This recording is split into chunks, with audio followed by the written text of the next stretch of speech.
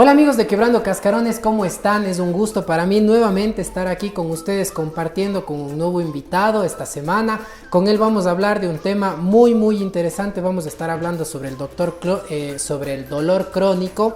Y nuestro invitado es Paul Vicuña. Él es doctor especialista en el tratamiento del dolor y cuidados paliativos. Es neuropsicólogo y él también está a cargo de un programa que se llama EXA, que es lo que vamos a estar conversando.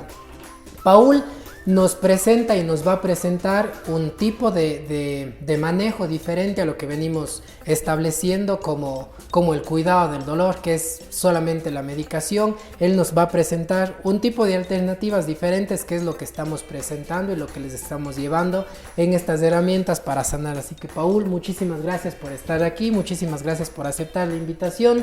Cuéntanos un poquito de tu especialidad, en dónde la hiciste y qué te motivó a hacer esto de trabajar con el dolor crónico. Chévere, Juanjo, muchas gracias por la invitación.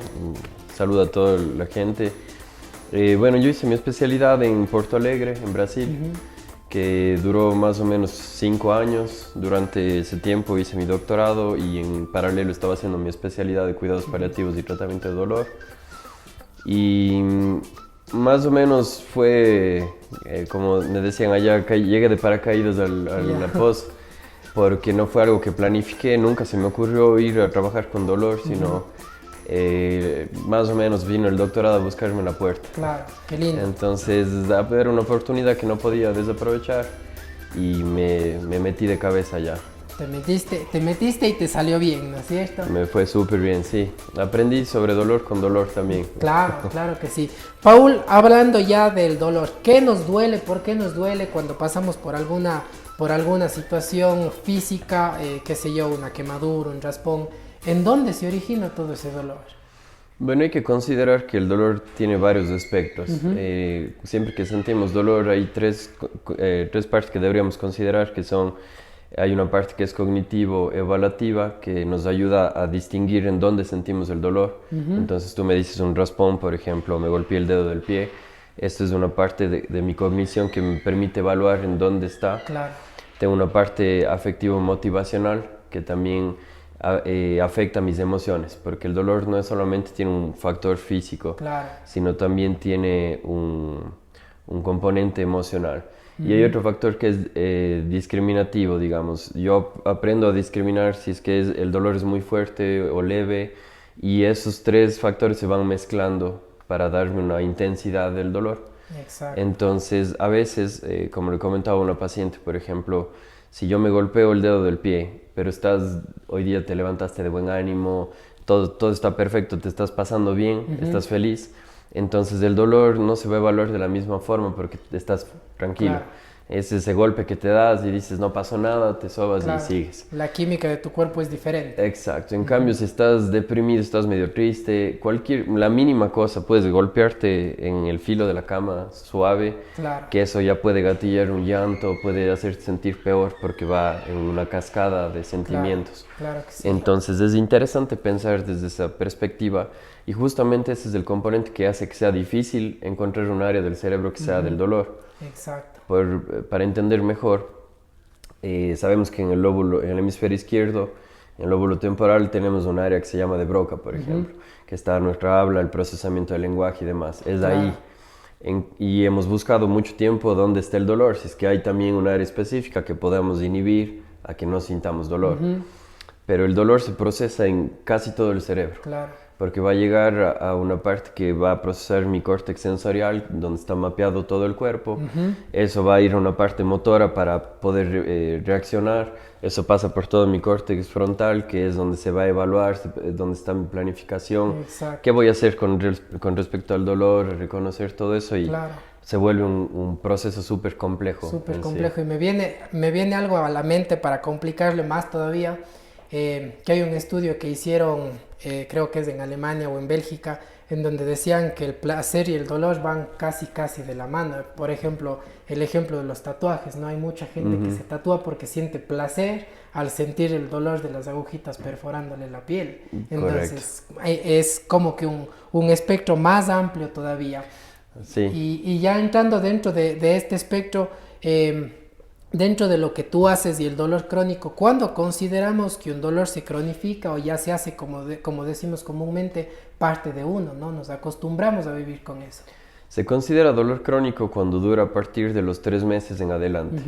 Cuando la persona está sintiendo dolor casi todos los días durante este tiempo y la intensidad de su dolor es de una escala de 0 a 10, cuando 0 es sin dolor, 10 es mucho dolor, es de 5 para arriba. Perfecto. Ahí consideramos que es un dolor crónico. Ahí es dolor crónico. Y entrando un poco en la parte inicial que nos hablaste de los tipos de dolor, este dolor crónico puede ser de origen físico o también puede mantenerse por esta parte de las emociones. Generalmente va el uno de la mano del otro. No hay solamente un dolor que sea emocional, que muchas veces dura, por ejemplo, con un luto, Claro. Sino que cuando hay un componente físico va a afectar mis emociones. La gente que, si puedes conversar con alguien que tiene dolor crónico, que debe pasar en tu profesión también, ellos sienten un dolor constante, lo cual acaba deteriorando su calidad de vida, porque ya no puedes hacer las mismas actividades. Exacto. Tal vez dejaste de hacer deporte. Te vuelves una persona irritable, ya no quieres conversar con los demás, se dañan tus relaciones de familia y eso acaba derivando en una depresión, generando ansiedad, etc. Entonces es complicado en verdad. Siempre va complicando un poco más, ¿no? Y Eso otras es, áreas exacto. de la vida. Sí, va uno de la otra. Y tipos de dolores consideramos solamente dos: el dolor agudo, que es el dolor del momento instantáneo, y un dolor crónico, que es, como decíamos, que ya dura más Que ya tiempo. se va más en el tiempo. Perfecto. Exacto. Ahora, dentro del tratamiento y de lo que tú haces en EXA, tienes diversas formas de manejar esto. ¿Cuáles son estas formas con las que lo haces? Yo generalmente tengo 3 frentes cuando hablamos de dolor. Trabajo con psicoterapia para el dolor, hacemos terapias especializadas, hago terapias especializadas para ir lidiando con el dolor, que se basa mucho en psicoeducación, en comprensión de qué es lo que me está sucediendo y demás. Trabajo con neuromodulación, que es un tipo de estimulación a través de electrodos al cerebro. Perfecto. Que ayuda a modificar, a modular la percepción del dolor. Y con hipnoterapia analgésica, que utilizo técnicas de hipnosis para ir generando una analgesia y disminuir los síntomas del dolor. Perfecto, perfecto, súper lindo. Ahora, dentro de todas estas alternativas que tiene la persona, ¿cuándo escoges una, cuándo escoges otra o fusionas todo al mismo tiempo?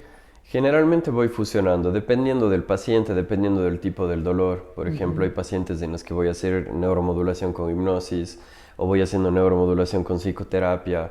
Y dependiendo del paciente, por poner un ejemplo, la neuromodulación, tenemos neuromodulación tanto positiva como negativa. Claro. La neuromodulación es la capacidad de alterar estructuras del cerebro a través de un estímulo, que puede ser magnético, eléctrico, puede ser también cuando hacemos deporte, ahí también se genera neuromodulación, el aprendizaje y demás. Entonces, yo hago una neuromodulación cuando la persona tiene un dolor crónico neuropático, por ejemplo. Claro. Entonces, alguien que tiene una secuela de herpes zóster o que tiene un dolor cronificado en su columna, dependiendo del caso, puedo hacer estimulación. Pero yo sé que voy a tener una evolución porque el único estímulo es mi neuromodulación positiva. Ahora, si tengo un paciente que tiene cáncer, por ejemplo, el cáncer, al estar creciendo dentro del cuerpo, genera una neuromodulación negativa, es decir, va creando más dolor cada vez. Si yo hago mi neuromodulación, voy a contrastar algo que eventualmente va a jugar. Va a seguir subiendo. Por lo tanto, ahí se vuelve un tratamiento paliativo. Entonces, yo puedo ayudar a disminuir y debería ser un tratamiento constante y diario. Continuo. Ya no es como en otros pacientes que hago una neuromodulación y le voy tratando hasta que disminuye el dolor, se elimina probablemente. Claro que Entonces, ahí depende mucho del caso del paciente. Pero generalmente más voy con la psicoterapia y neuromodulación para tratar dolores como neuralgias, fibromialgia, dolores de artritis, artrosis, lumbalgias, etc. Perfecto. Ahora, Paul, dentro del tratamiento que tú manejas, la idea es bajar el dolor o llegar a la causa que lo generó. Yo siempre trato de trabajar con las dos cosas.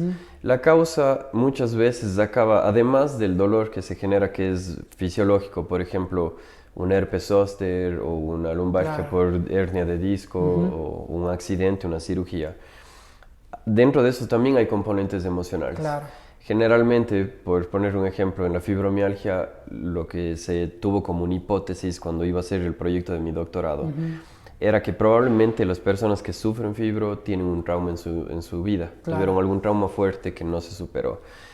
Tuve la posibilidad de conocer más o menos 140 mujeres con fibro, trabajamos con 120 que se incluyeron en el estudio y sin exagerar tal vez un 98% de los pacientes tenía un trauma en su vida, ya sea en su infancia, ya sea en su vida adulta y eran traumas bien fuertes que acababan, se tiene la hipótesis que se somatiza y generan estos dolores. Claro que sí. Entonces siempre es importante para mí buscar el origen. A veces puede ser por un miedo, puede ser por una fobia, un trauma, puede ser por alguna cuestión emocional.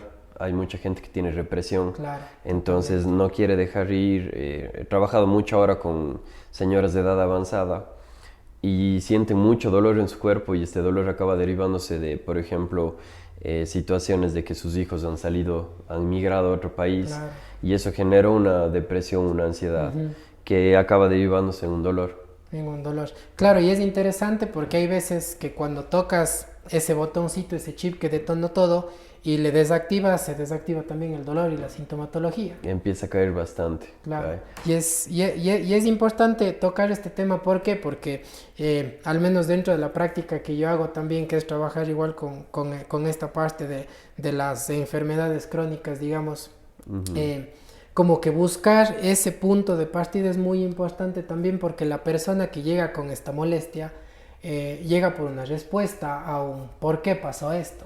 Generalmente tiene una tendencia de querer entender. Es decir, ¿por qué me está pasando esto tanto tiempo? Exacto. Y una de las cosas que complica mucho el cuadro es que la desinformación. Entonces te vas al médico y le preguntas o te vas a que te vean y dices ¿por qué me está pasando esto? Y lamentablemente la respuesta en muchos casos el profesional es le está pasando esto porque sí, aquí está la pastilla, vaya a su casa, tome. Pero no te dan un motivo. He tenido la mayoría de casos de pacientes que he estado atendiendo aquí, tanto como en Brasil, no tienen idea de cómo funciona un fármaco, no tienen idea de por qué te están dando la medicación, nunca se les explica cuáles son los efectos secundarios que puede tener. Totalmente. Entonces hay una poca capacidad de apego al tratamiento muchas veces, porque el paciente toma un medicamento y te empieza a dar un efecto secundario, por ejemplo, somnolencia, fatiga, estás con un poco de tristeza, etcétera. Que muchas veces hay medicamentos que tienen más de 30 efectos secundarios.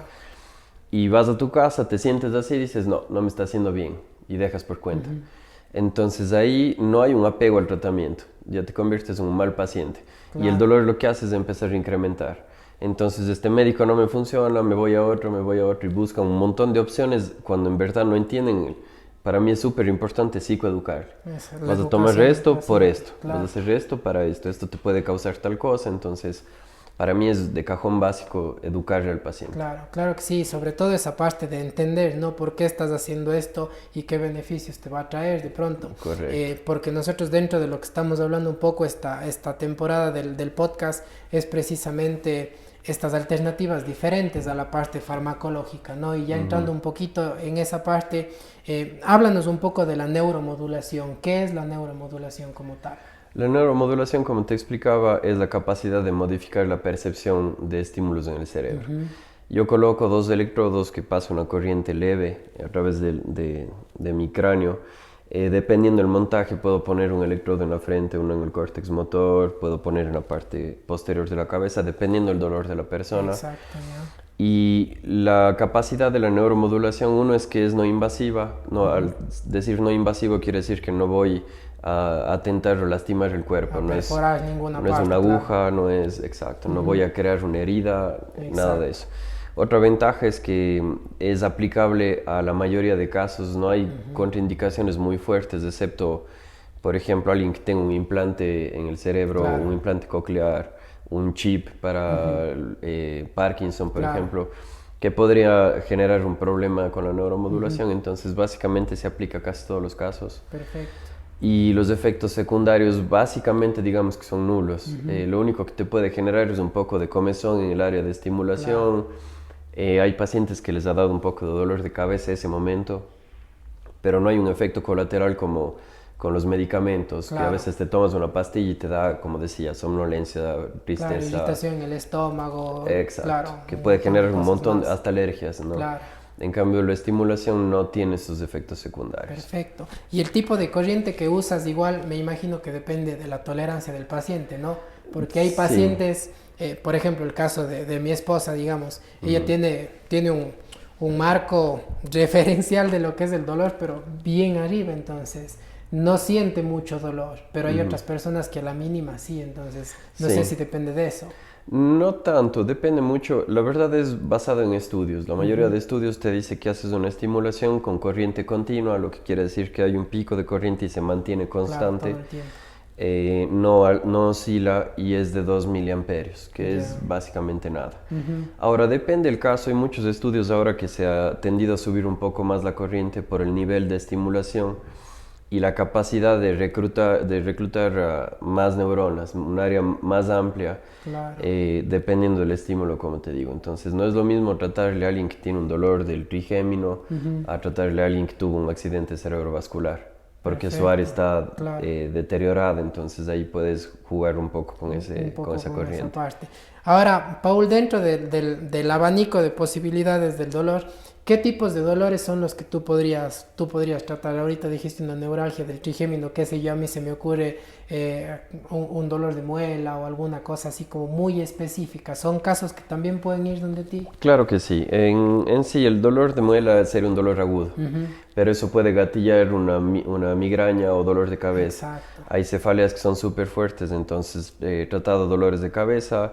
Hay dolor del trigémino que se llaman dolores temporomandibulares, que también puede ser por bruxismo, dolores referidos que son mialgias de dolores de cuello, que a veces te da dolor de cabeza por eso. Total. Fibromialgia, se hace rehabilitación también de esclerosis múltiple, Parkinson, accidentes cerebrovasculares. Trato dolor de miembro fantasma, que es un dolor que no todo el mundo conoce, que es por ejemplo cuando hay una amputación y la persona sigue sintiendo el brazo, la pierna. He tratado bastante con mucho éxito esos tipos de dolores, que es bien interesante. Buenísimo. Se hace de síndrome complejo de dolor regional, que es una alteración de la percepción y es muy complejo de tratar también. Y con la neuromodulación he tenido buenos resultados. Entre otras cosas también, por ejemplo, lumbalgias o dolores que ya son de neuralgias por herpes zóster o porque se quedó afectado por una cirugía.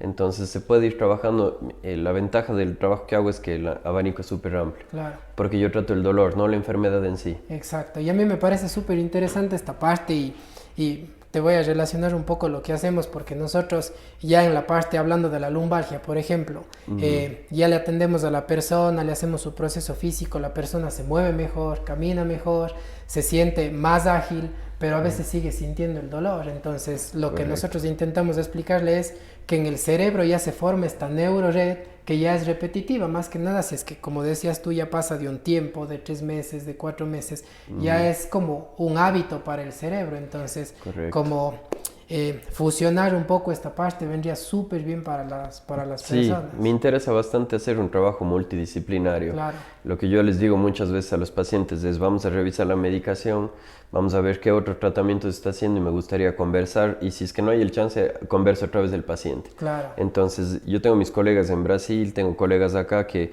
revisamos y le digo: esta es mi propuesta de modificar tu medicación, te recomiendo ir al fisioterapeuta, te recomiendo ir a un nutricionista. Entonces, ahí yo puedo hacer un trabajo en conjunto. Lamentablemente aquí todavía hay un poco de celo, de fricción. Exacto, y que se complica.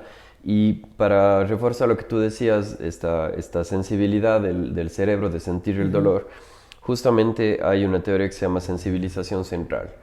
Ese término es justamente cuando sientes tanto dolor que acaba sensibilizándose el cerebro y se vuelve muy susceptible a cualquier estímulo. Entonces ahí el dolor de espalda, en este caso, como tuviste tanto tiempo, por más terapias que hagas, mientras no se entienda en el cerebro, no en la mente, tú ya entiendes que no hay, pero el cerebro sigue sensible.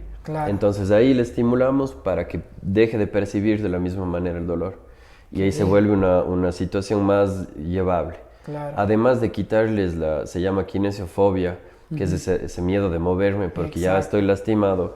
Entonces hay que ir trabajando para que la persona se empiece a mover de nuevo, que no se quede parado, porque mientras más parado, más se atrofia. Más rigidez, exacto. Entonces ahí hay que empujarle a que se mueva, que siga. Claro, buenísimo, chévere, Paul. Y dentro de la otra herramienta que nos conversabas es la hipnosis. Y yo en este punto te quiero preguntar algunos mitos sobre la hipnosis, porque hay personas que le tienen mucho miedo todavía o como mucha resistencia a este Sí. proceso de que se van a quedar dormidas, de que no se van a levantar, de que puede que les pase algo. Cuéntanos un poquito más de cómo es el proceso así como tal. Lamentablemente, diré, la hipnosis ha sido muy estereotipada y gracias a los que hacen hipnosis, Claro, porque tú ves mucha hipnosis de show en la calle, exacto. que les duermen, que les hacen que no se puedan separar las manos o que muerdan una cebolla pensando que es una manzana. Exacto. Esas son las clásicas que se han visto, ¿no? Entonces la gente tiene este miedo de que bajo el efecto de la hipnosis puede ser abusado, pueden aprovecharse de vos, Claro, te pueden meter ideas en la cabeza para cometer algún crimen, como robar o como ir a agredir a alguien. claro. Muchas cosas, ¿no? Esos para mí son los mitos Los que me mitos más preguntas. grandes, sí. Y en verdad cuando tú induces a una persona a hipnosis, que es un trance, es controlado. Tú en todo momento estás consciente. Entonces, si tú decides salir del hipnosis, abrir los ojos y estar consciente, lo puedes hacer. Ahora, depende eso justamente de la susceptibilidad de cada persona. Claro. Hay personas que son súper susceptibles, hay otras que no. Hay personas que necesitan ser preparadas para inducción, Exacto. hay otras que no. Y ahí trabajo mucho, se ha demostrado científicamente que la hipnosis genera un bloqueo cortical, lo que quiere decir que logro bloquear partes del cerebro a través de la palabra, Claro. que sería para generar una analgesia. Entonces, si yo tengo mapeado en una parte de mi cerebro el dolor de mi mano, entonces yo justamente voy allá para generar un bloqueo de ese dolor. Claro. Y ahí yo trato el dolor específico de la mano, de la pierna o de lo que sea que esté sintiendo la persona. En todo momento consciente se puede inducir un trance bien profundo que la persona pueda dormir o pueda relajarse, pueda soltar su cuerpo, desde el punto en el que puedo yo eliminar el dolor o el problema, un trauma. Y algo que es súper interesante, sobre todo con el tipo de hipnosis que yo trabajo. Claro. Muchas personas dicen, chute, yo no quiero que me hipnoticen porque no vaya a ser que hable cosas que no quiero, Claro. que revele secretos. Si le digo, no me interesa a mí saber cuál es tu problema verbalmente, porque yo no voy a entender 100%. El problema que se tiene que arreglar es desde dentro de tu cabeza, Claro. no de la mía. Claro, Entonces yo elicito el problema dentro de la cabeza de la persona sin necesidad del contenido. Es como pedirte, por ejemplo, piensa en tu miedo. Tú no me has dicho cuál es tu miedo, solamente te pido que pienses en tu miedo y empezamos a trabajar desde tu perspectiva, modificando estructuras, creencias, ideas.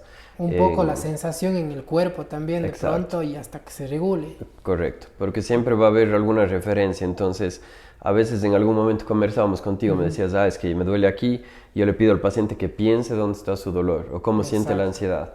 Entonces si se focaliza porque es una somatización del dolor o de la sensación o de la emoción, entonces ahí trabajo justamente con eso, eliminando, delimitando, movilizando para que la persona se sienta cada vez más tranquila, más capaz de controlar.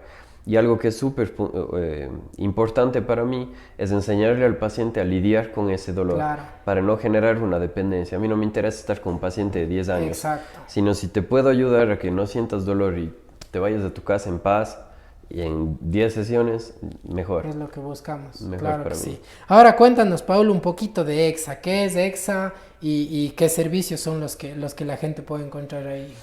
EXA nació hace más o menos 1 año y medio, en el cual estuve pensando en un proyecto justamente para poder regresar y trabajar con esto y ofrecer a la comunidad una alternativa al tratamiento de dolor. Mi intención, por el momento trabajo con estas técnicas que decía, psicoterapia para el dolor, es psicoeducación, hago cuidados paliativos, trato dolor a través de neuromodulación. Y estoy justamente conversando con varias personas para aliarme y poder generar un trabajo multidisciplinario para ofrecer esos servicios. Exacto. Por el momento tengo alianza para hacer rehabilitación física, psicoterapia. Hemos conversado contigo. Tengo nutricionistas, una doctora también que es de cuidados paliativos. Espectacular. Entonces estoy todavía cimentando la idea para generar ya esta empresa y poder empezar a... Armando la red. Sí, y haciéndonos conocer un poco para que la gente sepa que hay más opciones. Claro, exacto. Y hasta el momento los resultados, estoy súper contento con los resultados porque los pacientes vienen y muchas veces desde la primera sesión ya salen sin dolor. Sienten mejoría, buenísimo. Ahora, Paul, atiendes previa cita, les vamos a dejar a los amigos aquí también la información para que te puedan contactar, o es a libre demanda también. Básicamente es a libre demanda. Estoy haciendo atención en un consultorio que queda en la 27 de febrero, un poco más arriba de los bomberos. Estoy haciendo atención a domicilio también, porque depende de los casos. Claro. Tengo un paciente, por ejemplo, que contaba el otro día, un joven de 101 años. Wow. Entonces a él le atiendo en su casa, no le Claro. voy a hacer movilizarse. Él está súper bien para la edad que tiene. Estaba con dolores de la cadera, del brazo y la espalda, que ya son más por la edad. Exacto. Que este rato con el tratamiento de neuromodulación y psicoterapia ha mejorado un montón. Buenísimo. Tengo otros pacientes que están con un cáncer terminal, entonces voy a visitarles en su hogar porque ya no se pueden movilizar. Depende mucho del caso. Entonces puedo atender a domicilio, en consultorio y también estoy atendiendo en la Fundación Hogar. Perfecto, así que amigos, ya saben ustedes dónde pueden conseguirle a Paul. Vamos a dejar aquí todas sus redes y dónde lo pueden encontrar. Y obviamente invitarles a este proceso también de hacerlo de manera diferente. No siempre hay alternativas diferentes a trabajar con nuestro propio cuerpo, a trabajar desde adentro. Ahora, Paul, yo te dejo unos minutitos para que te puedas despedir de nuestros amigos y nada, darles un mensaje para poder lidiar con esto, ¿no? Que es algo de todos los días. El dolor es algo que está, es algo por lo que vamos a pasar todos. Entonces, no sé, cómo lidiar con ese dolor del día a día de pronto. Justo pensaba en eso el otro día que decía, voy a poner una frase en una presentación que hacía. Y yo decía, si el dolor no espera para llegar a tu vida, no tenemos por qué esperar para curarlo, para tratarlo. Exacto. Entonces, si sienten dolor, no se aguanten el dolor. El dolor no es algo pasajero muchas veces y el dolor puede crear más dolor, justamente por este proceso de sensibilización. Exacto. Entonces, hay que movilizarse. Hoy en día también muchas técnicas quirúrgicas han cambiado. Claro. Hay personas que salen de una prótesis de cadera, por ejemplo, y el rato que cerraron la cirugía ya la hacen caminar al paciente. Claro. Antes esperaban 2 semanas y eso Exacto. cronifica, entonces ahora es ese rato. Entonces, mientras más rápido pueda yo tratar el dolor, mientras menos me pueda aguantar, háganlo. No les tengan miedo a los fármacos, hay que tener cuidado siempre, pero infórmense, averigüen, pregunten. Eso es para mí, si tienen dudas con el médico, ¿por qué me está dando tal cosa? Pregunten, sin vergüenza, porque más es a veces esa ignorancia que uno se lleva porque qué vergüenza preguntar al doctor. Claro, totalmente. Mejor es saber, perder la vergüenza, quitarse las dudas. Eso creo que es el mejor consejo que puedo dar. Y es súper empoderante aparte de esto que dices, Sí. ¿no? Porque es el hecho de saber qué voy a hacer y por qué lo estoy haciendo, que también te da 100%. mucha seguridad y mucha tranquilidad. Así que amigos, ya saben, una nueva herramienta que les ponemos aquí para que puedan lidiar con esta parte del dolor. Espero que sigan viéndonos, que sigan escuchándonos y que sigan compartiendo este podcast, este canal con la gente que quieran, con la gente que crean que va a necesitar, y pues nos seguimos viendo semana a semana con más invitados y con más temas súper interesantes. Y antes de despedirme, le voy a comprometer a Paul para encontrarnos en otra ocasión, porque un día tuvimos una charla sobre algo que también nos va a pasar a todos, que es la muerte, y que en su momento también vamos a tocar ese tema, así que esténse pendientes porque temas muy lindos se vienen, así que nos vemos semana a semana por este mismo canal los domingos 9 de la mañana.